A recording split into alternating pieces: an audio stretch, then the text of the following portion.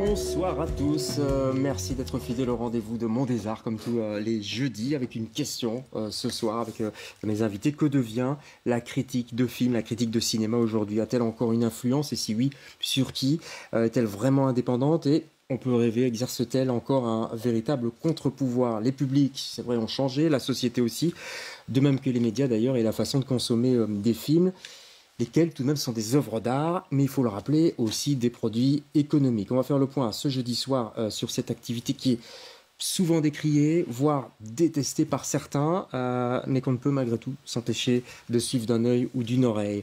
Mes invités ce soir, Hugues Daillé, bonsoir. Bonsoir David. Comment allez-vous? Très bien, ma foi. Oui, vous êtes... Faut-il vous présenter critique cinéma? On dit Monsieur avant on disait Monsieur Cinéma, on dit encore ça? Oui, j'aime bien. C'est un peu vieillot, un hommage à Pierre Tchernia. Oui, c'est vrai. Oui, Monsieur Cinéma, oui. Monsieur Cinéma pour la RTBF, donc en radio, télé et sur le web. En face de vous, Isabelle Mbouyumba. Bonsoir, Isabelle. Bonsoir. Vous êtes animatrice d'une chaîne YouTube qui s'appelle le Ciné Club d'Isabelle. Oui. Vous avez beaucoup de followers, comme on dit? Non, pas assez, évidemment, oui. J'avoue, et donc c'est le moment. Après l'émission, ça va bondir. J'espère. Donc oui, au départ, c'était un ciné-club que j'ai créé pour encourager les gens à aller au cinéma et créer du lien. Et ensuite, j'ai créé la chaîne YouTube pour parler des films que j'aime bien et faire des interviews. D'accord. On rappelle le titre, c'est le Ciné Club d'Isabelle. Et puis Adrien Corbel est là. Bonsoir, Adrien. Bonsoir. Rédac chef de la revue Surimpression. Alors, allez, on va s'y coller. Surimpression, ça veut dire quoi en cinéma? Une surimpression, c'est deux images qui se superposent. Je pense que vous avez déjà tous vu ça dans un film. On a appelé la revue comme ça parce que c'est une technique de cinéma qu'on aime beaucoup, mais c'est aussi nos impressions sur les films. Et puis, c'est imprimé, tout simplement, ce qui est quand même assez rare en Belgique, une revue de cinéma papier, il n'y en a pas énormément. C'est un sacré défi. Vous allez nous l'expliquer surtout dans les circonstances actuelles. On a l'impression, c'est vrai, que la critique cinéma est un peu partout et nulle part aussi. Les réseaux sociaux et le net ont peut-être tout éclaté, non? Ça a beaucoup changé tout de même depuis que vous faites ce métier, Hugues. Oui, bien sûr, oui. Et la consommation du cinéma a changé. Je pense que on ne va pas faire une émission sur les plateformes, mais c'est évident que les 2 ans de Covid ont totalement bouleversé la donne et que les habitudes des spectateurs ont changé et qu'aujourd'hui il y a un peu le feu au lac et que beaucoup de milieux professionnels s'inquiètent parce que il y a énormément de films de qualité qui sont vus directement sur plateforme et le cinéma devient presque un luxe dans ces conditions-là. La sortie au cinéma avec le pouvoir d'achat, la baisse du pouvoir d'achat. Et donc le cinéma est perçu quelque part par beaucoup comme une sortie exceptionnelle. Et la dimension, justement, d'art populaire est en train de disparaître. Et pour peu qu'on soit 2 ou 3 en famille, sortir au cinéma, ça commence à monter, à chiffrer. Oui, et de toute façon, vous comparez avec le prix d'abonnement avec une plateforme par mois, quelle qu'elle soit, on ne va pas les citer immédiatement. Et quels que soient les prix des tickets de cinéma, de toute façon, si on veut entre guillemets, consommer, ou le vilain mot, consommer beaucoup d'images, évidemment, on est beaucoup plus gagnant.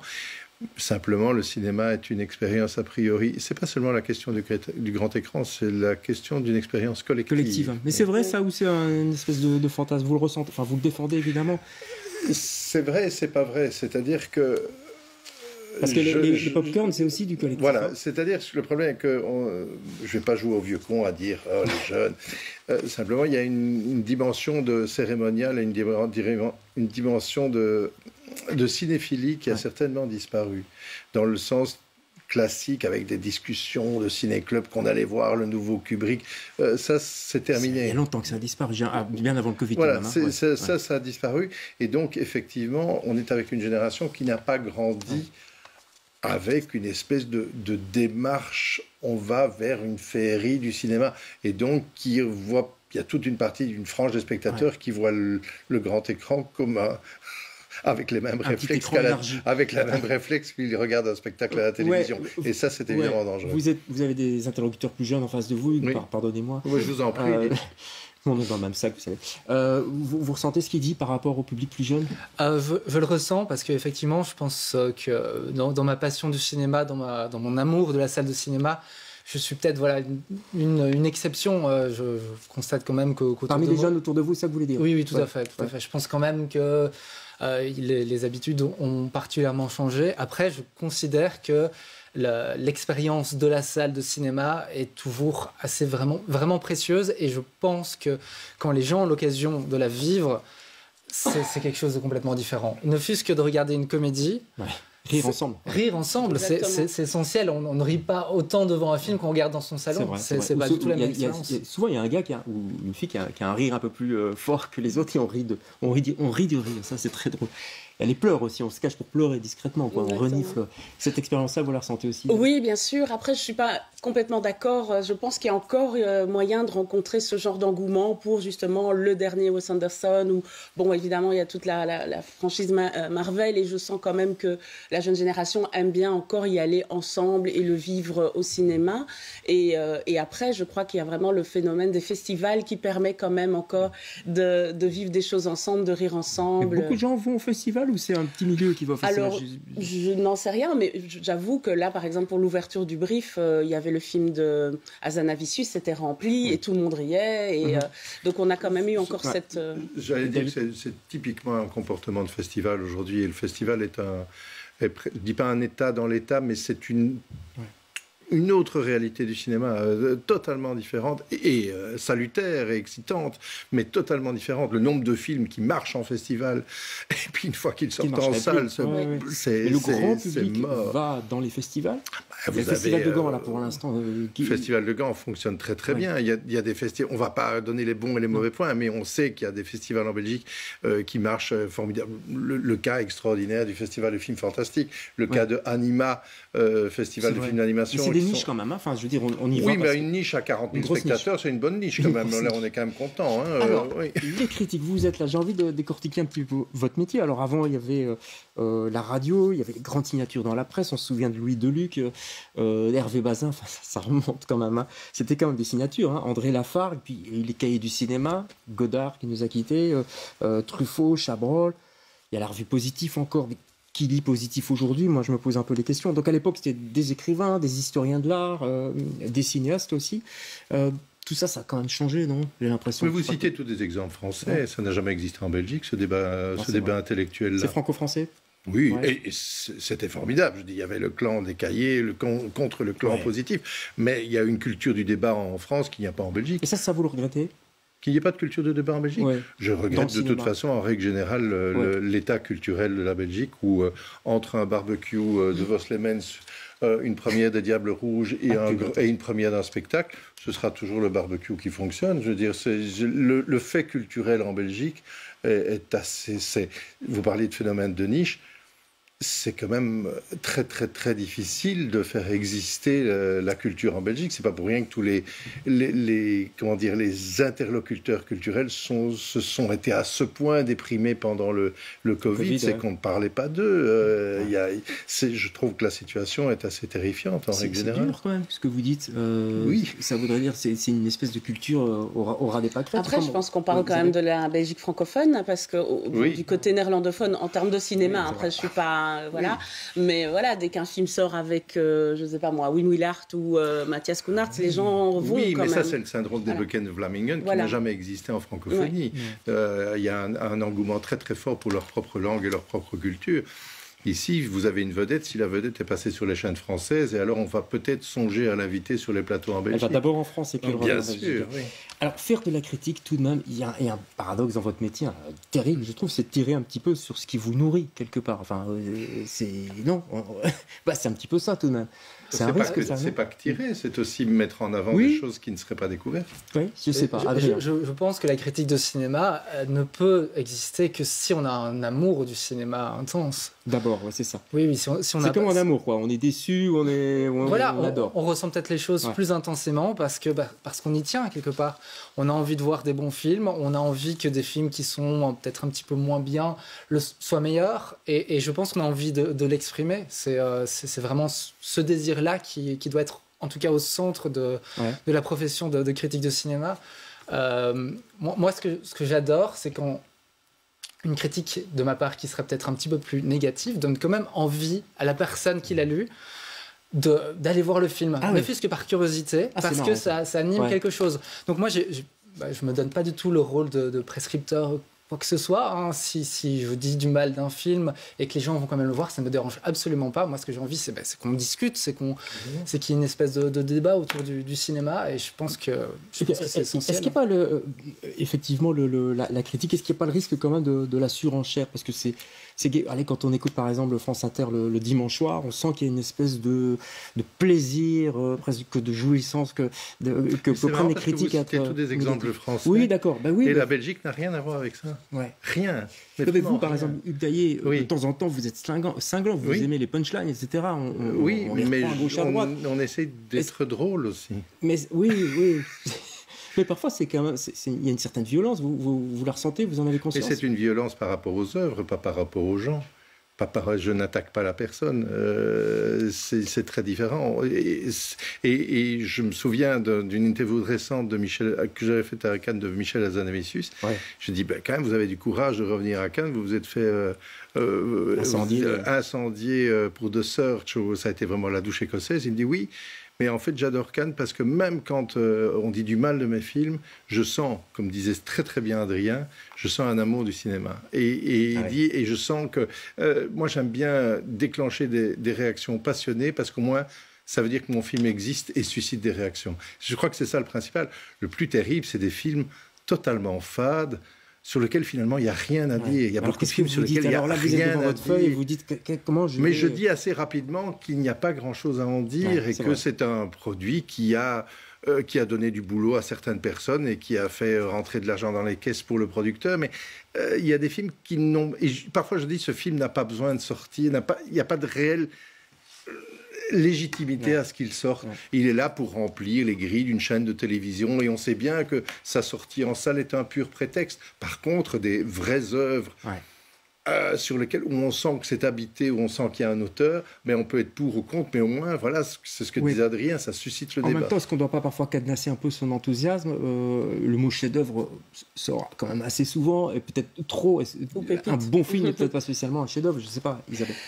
Effectivement. Donc, en fait, moi, j'ai une casquette un peu différente de leur, parce que j'ai une chaîne YouTube, et donc elle n'est pas monnayée pour le moment. Donc, c'est pas mon gagne-pain. Et donc, j'ai pris... Pas encore, merci. Et donc, j'ai pris le parti pris de parler surtout des films que j'aime bien. Donc, je ne critique aucun film négativement, même si à l'intérieur de films dont je parle, évidemment, il y a des points, il y a des bémols et des choses qui m'ont moins plu. Mais en général, si un film m'a pas du tout plu, je préfère passer du temps, parce que c'est quand même du temps, de l'énergie, de faire ces vidéos et le montage, etc. Donc je préfère parler d'un film qui me plaît, parce que l'envie au départ de créer cette chaîne YouTube, c'était comme si je parlais à un ami d'un film que j'ai vu et qui m'a plu. Voilà. Est-ce qu'on se trompe parfois? Est-ce que parfois on n'a pas du tout aimé un film, on l'a mal ressenti, et puis on se rend compte que les collègues ont aimé, puis on va le revoir et on se dit ah ouais, là je me suis planté. C'est déjà arrivé ça? C'est déjà arrivé, mais j'ai envie de dire que on ne se trompe pas vis-à-vis de son ressenti. Moi, tout ce que je transmets dans une critique de cinéma, c'est mon ressenti. Je ne prétends pas à l'objectivité.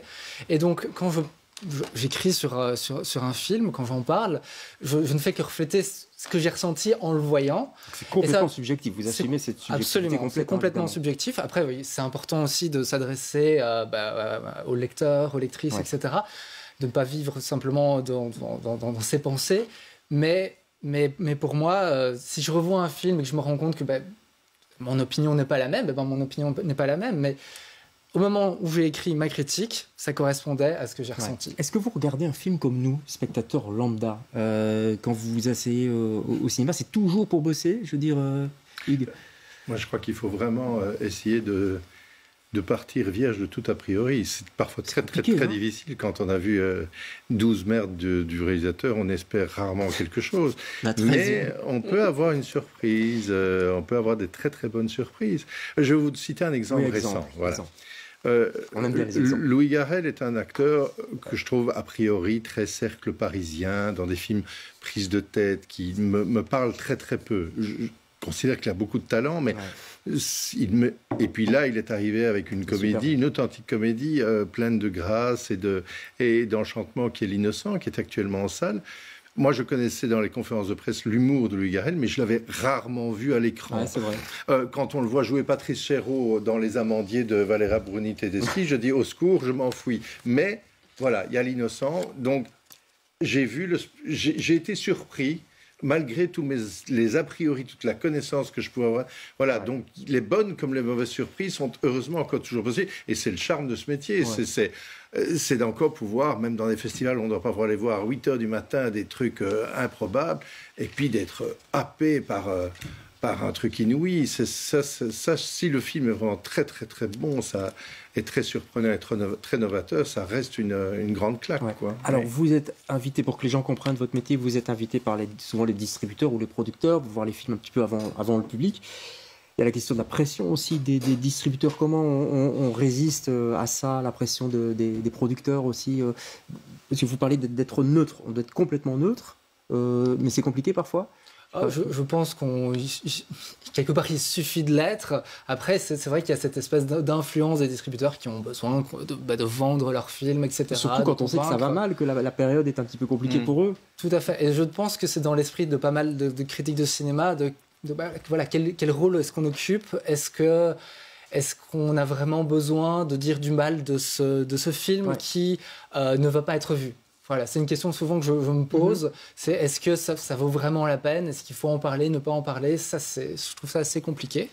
Mais oui, pour moi, voilà, il faut simplement faire la part des choses. Ouais, c'est une bonne question. Moi, je pense qu'il faut parler de tout. Ouais.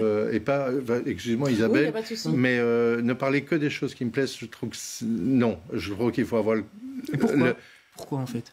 Parce qu'il y a un assez grand devoir, quand on est dans un média de service public comme le mien, pour une très très large audience, je vais pas partir dans mes marottes. Je suis pas dans les cahiers ou dans le positif à aller voir. Je connais des confrères français qui ne vont voir que certains films et jamais voir un blockbuster américain. Non, il faut avoir une vision globale de l'état du cinéma et pouvoir en rendre compte. Et il faut bien dire une chose, c'est que de toute façon, on parlait de subjectivité, la critique a encore un rôle, mais elle fonctionne surtout positivement. Négativement, on empêchera, même avec des critiques super négatives, si le marketing a été bien fait, les gens, on n'enlèvera jamais à une personne l'envie d'aller voir un film. C'est-à-dire que le marketing a plus d'influence que vous ? Pour certains films, oui, bien sûr, bien sûr. Il est évident que pour des rouleaux compresseurs, des films à très forte exposition et très forte publicité, de toute façon, ils auront créé l'envie et ça fonctionnera. Le nouveau jouet, là, pour parler d'actualité... Ça fonctionnera sur Jamel. Jamel est partout, sur tous les plateaux télé, donc c'est d'office, vous, quoi que vous disiez, les gens iront voir. Oui, bien sûr. Ouais. Oui. Par contre, les gens n'iraient pas voir spontanément... je ne sais pas moi, un film européen d'un auteur inconnu. Je pense que la critique a fait beaucoup historiquement pour des gens comme Kusturica, par exemple. Kusturica est né grâce à la critique. Tom Egoyan est né grâce à la critique. Il y a plein de gens qui sont nés grâce au festival et à la critique. Donc la critique collectivement fonctionne positivement. J'ai un exemple très lointain mais très important dans le cinéma belge. Toto le héros, qui sortait au mois de mai en pleine canicule ou presque d'un réalisateur inconnu, si toute la presse ne s'était pas déchaînée en disant il faut y aller et très vite dès la première semaine parce que c'est un film fragile, le film n'aurait jamais connu la carrière qu'il a connue. Justement, Toto le héros, Jaco van der Maal, le cinéma belge, est-ce que vous vous sentez un petit peu obligé, avec plein de guillemets, de parler du cinéma belge, d'encenser le cinéma belge, de le mettre en avant. Jaco van der Maal, quoi qu'il fasse, ça sort, c'est bon. Pas chez vous du tout. Moi, j'estime qu'à partir du moment où le cinéma belge joue dans la cour des grands et dans les grands festivals, il doit être traité exactement de la même manière que tous les autres cinémas et pas avec une sorte de protectionnisme, comme si c'était un petit enfant handicapé qu'il faut à tout prix soigner avec des coussins pour qu'il ne se cogne pas. On sent un peu ça dans une certaine presse. Je ne parle pas de vous, vous n'êtes pas là, mais ça existe en Belgique. Dieu, en Belgique. Vous avez conscience de ça ? Oui.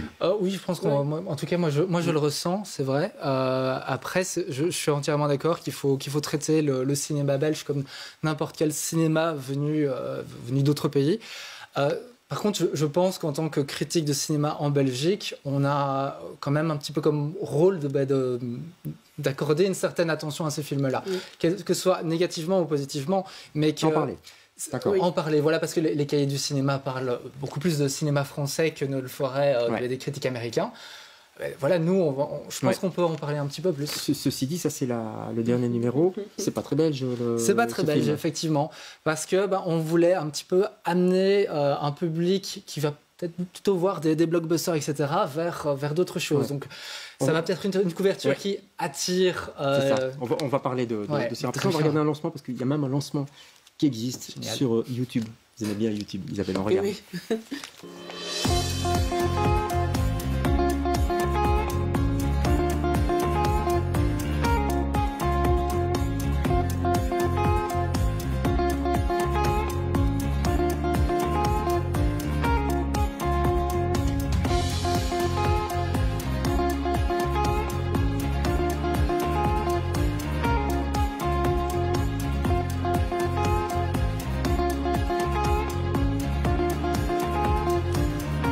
Voilà, alors la revue est là, on continue à la financer, vous continuez à demander des financements ou pas, le Kiss Kiss Banking oui, on va sans doute relancer à un moment donné un crowdfunding parce que c'est nécessaire en fait pour qu'on puisse exister en tant que revue de cinéma gratuite.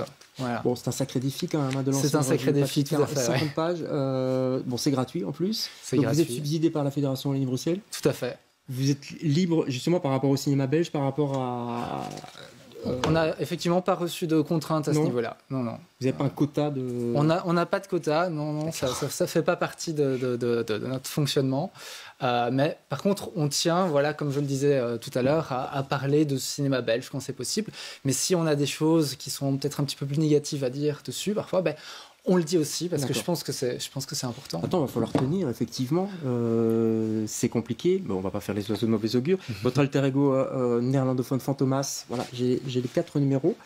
Ils sont très très bien. Le problème, c'est que les subsides maintenant étaient... le robinet s'est fermé du côté de la communauté flamande et donc ils ont très peur pour la suite.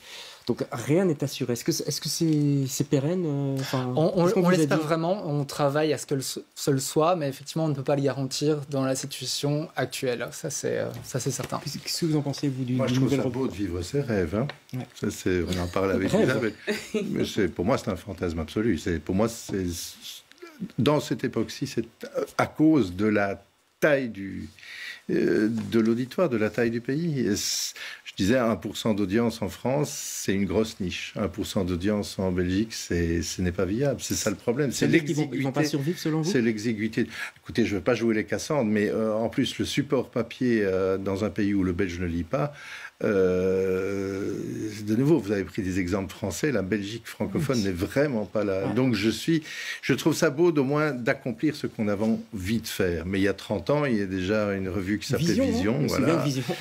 Voilà, mais en même temps, Adrien est jeune, plein d'enthousiasme, il aime le cinéma, donc moi je lui dirais plutôt d'aller faire de la pêche au bouchon, quoi, mais plutôt et de profiter de la vie, et voilà, parce que là c'est se mettre un chameau sur le dos, mais...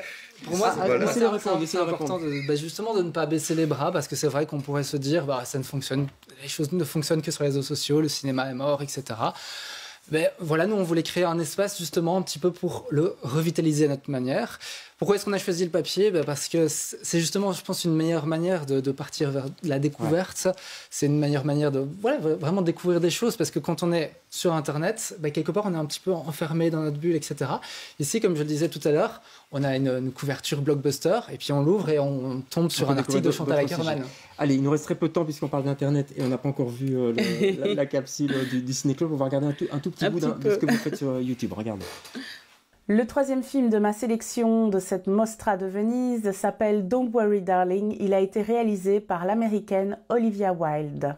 Bienvenue dans le Ciné Club d'Isabelle.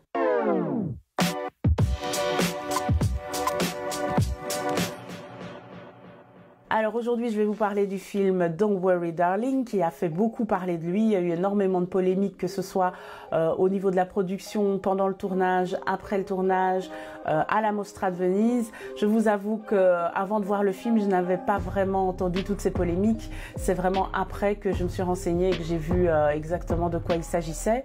Donc heureusement, parce que sinon ça aurait vraiment éclipsé le feeling que j'ai à propos de ce film. Et d'ailleurs, c'est un peu ce qui se passe malheureusement. Voilà, il faut continuer, allez voir sur YouTube, c'est facile, hein, le Ciné Club d'Isabelle. Ça va? Vous avez l'air un peu gêné de... Non C'est pas toujours évident de se voir, hein, en fait. Oui. Donc même quand je fais mon montage, parfois c'est un peu confrontant, mais voilà, après, j'essaye de lâcher prise là-dessus. Ça fait partie des choses que je dois améliorer, on va dire. Mais... Il y a une foule de détails, si on voit la vidéo en entier, il y a une foule de détails sur le tournage, sur l'histoire, sur... Enfin, voilà, j'essaye. Donc au départ, c'était l'envie juste de parler des films que j'aime, mais après, au fur et à mesure, on sent qu'on a une pression parce que les gens nous font des retours et on se dit, on veut faire toujours mieux. Voilà. Vous en pensez quoi, Hugues? Elle doit aussi aller à la pêche au bouchon ou... Non, mais je suis de l'image et du son, donc non, mais j'écris pour le web aussi, mais c'est par rapport, une fois encore, toute initiative cinéphile est belle. Je suis simplement sceptique par rapport toujours à la taille de ce territoire. YouTube, c'est un peu moins casse-gueule. Voilà, c'est ça. C'est comme les podcasts en radio, ça circule. Le problème aujourd'hui, c'est que pour faire circuler le papier, on connaît le problème plus global de la presse écrite. Voilà, d'où mon scepticisme. Par contre, on n'en vit pas. Vous avez un autre métier à côté. Voilà, exactement. Je n'en vis pas, effectivement. Mais bon. Pareil pour vous? C'est quand même mon occupation principale. Ouais. Vous étiez à Synergie, je crois aussi. J'ai écrit pour Synergie, toujours pour la RTBF et pour Télépro. Voilà, Synergie qui existe encore, hein, je le dis. Je ne sais pas si beaucoup de gens vont sur ce site. On peut peut-être voir le logo de ce site. Je ne sais pas si vous allez consulter de temps en temps. Est-ce que vous connaissez, entre confrères, est-ce que vous échangez? Est-ce que vous lisez les critiques des autres, Hugues Daillet? Non, jamais. Non, sérieux? Jamais, non, sérieux. J'ai pas envie d'être influencé parce que si jamais il y a une bonne formule, je serais tenté de l'appliquer. Donc D'accord. Jamais. Allez, merci pour votre confiance et votre franc-parler à tous les trois. On a déjà débordé, mais c'est pas grave. Votre film, votre conseil, juste citer le film et comme ça, les gens sauront aller voir quoi? C'est les vacances bientôt. Mais donc, Tout le monde aime Jeanne, avec Blanche Gardin et Laurent Lafitte. D'accord. L'origine du mal avec Laure Calamy. D'accord.